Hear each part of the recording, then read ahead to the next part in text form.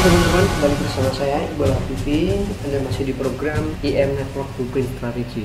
Kali ini saya ingin bercerita tentang nostalgia saya waktu masih menjalankan bisnis MLM dan kesalahan-kesalahan saya yang telah saya lakukan dulu ya. Ini berawal dari sebuah pertemuan dengan seseorang ya. Waktu itu saya diundang ke sebuah acara bisnis MLM. Mungkin Anda masih ingat ya. Di sana ada banyak sekali yang dibahas ya di pertemuan itu, tentang impian-impian, tentang kebebasan waktu, finansial, ada mungkin mobil mewah, rumah, liburan ke luar negeri, dapat passive income dan lain sebagainya. Ada yang masih ingat mungkin ya. Akhirnya saya pun tertarik dan memutuskan untuk bergabung. Awalnya sepulang dari acara itu saya sangat semangat sekali, masih terbayang ya apa yang disampaikan di sana. Ingin segera rasanya itu pulang dan ceritakan ini semuanya ke keluarga, saudara, teman dan lain sebagainya. Saya benar-benar seperti orang yang sedang jatuh cinta. Kemudian akhirnya saya ceritakan tentang peluang bisnis ini kepada keluarga, saudara, teman, sahabat, satu persatu saya jelaskan. Tapi kok aneh, banyak dari mereka malah negatif, bahkan tidak jarang saya dinasihati untuk segera berhenti. Padahal menurut saya bisnis MLM itu bagus.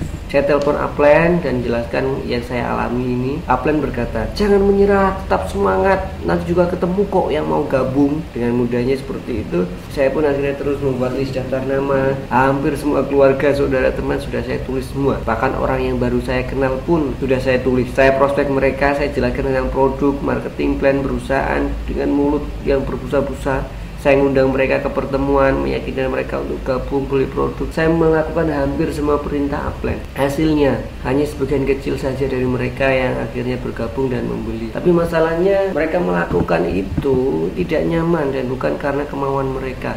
Justru karena kasihan dan tidak enak atau agar tidak diganggu lagi oleh saya. Semua list daftar nama saya sudah habis, saya prospek semua. Saya nggak tahu harus prospek siapa lagi, dan bahkan setiap saya ketemu orang yang baru kenal sudah saya prospek. Tanpa saya sadari ini adalah kesalahan terbesar yang pernah saya lakukan. Banyak dari mereka mulai menjauh, teman-teman, saudara, bahkan awalnya baik, akhirnya dekat, akhirnya malah jauh. Dan lihat dari jauh saja udah kabur. Saya benar-benar waktu itu sangat frustasi. Kenapa ini nggak semudah yang saya bayangkan? Kenapa nggak seperti upline-upline yang punya jas mewah itu dan punya mobil baru? Pada sisi semangat yang ada, upline saya mengundang saya pada sebuah event MLM yang lebih besar lagi. Itu wajar, dan kita sudah melewati semua rintangan itu. Tenang saja, setia pada prosesnya, banyak belajar, dengarkan kaset, ikut seminar, baca buku, terus presentasi, go diamond. Saat saya konsultasi, leader pun mengatakan seperti itu. Dan sisa harapan terakhir saya coba mulai lagi. Karena daftar nama sudah habis, saya gunakan internet dan sosial media untuk cari daftar nama. Karena upline bilangnya ini soal hitung-hitungan angka hukum Pareto, maka saya pun broadcast sebanyak mungkin. Bahkan bisa tiap jam sekali saya broadcast. Hajar pokoknya. Hasilnya nihil. Meski memang ada yang gabung dan beli produk, tapi itu sedikit sekali, jauh dari harapan. Cukup sudah. Saya sudah benar-benar frustasi. Saya hampir menyerah waktu itu. Hampir semua teman di jaringan saya menyerah. Ada yang muntaber, mundur gak ada berita lagi. Ada yang pindah ke MLM lain.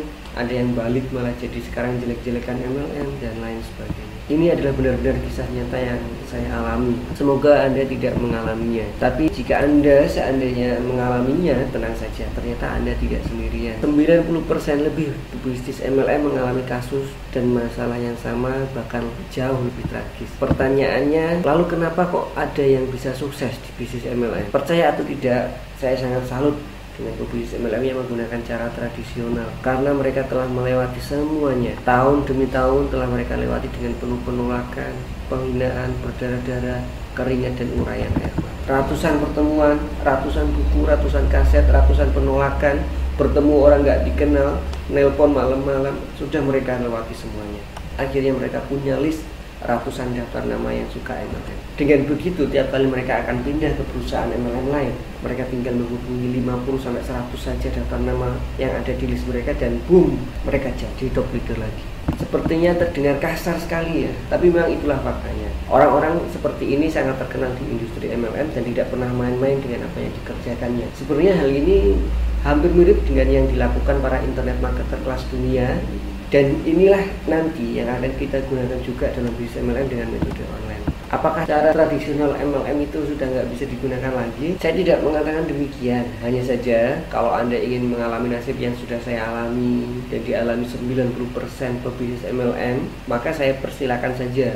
Tetap menghasilkan kok, meskipun itu akan butuh waktu yang jauh lebih lama. Kalau saya sih lebih milih penerima perubahan, ya. Kita gunakan saja leverage ini dan percepatan bisnis MLM ini dengan metode online.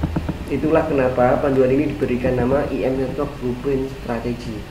Karena dengan menggunakan metode ini kita akan jauh lebih mudah, tidak akan ada penolakan lagi, bahkan Anda akan dikejar-kejar prospek. Nantikan di video selanjutnya.